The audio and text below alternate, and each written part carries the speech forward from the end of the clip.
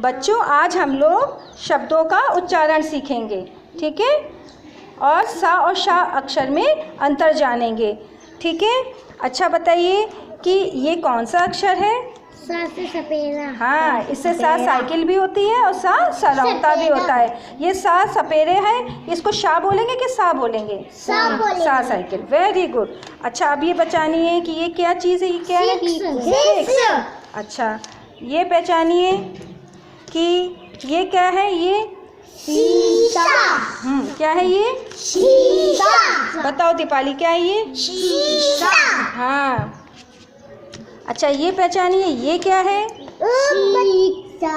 क्या है ये? क्या है ये? हाँ।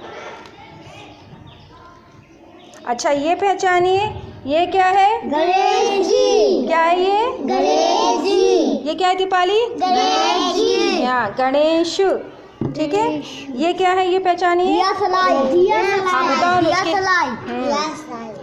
अच्छा ये पहचानिए ये क्या है? शेर। बताओ क्या है ये? शेर, ठीक है। अच्छा ये बताइए ये क्या है? शंकर जी। क्या है दीपाली? शंकर जी। हाँ। अच्छा अब ये पहचानिए ये क्या चीज़ है बताइए?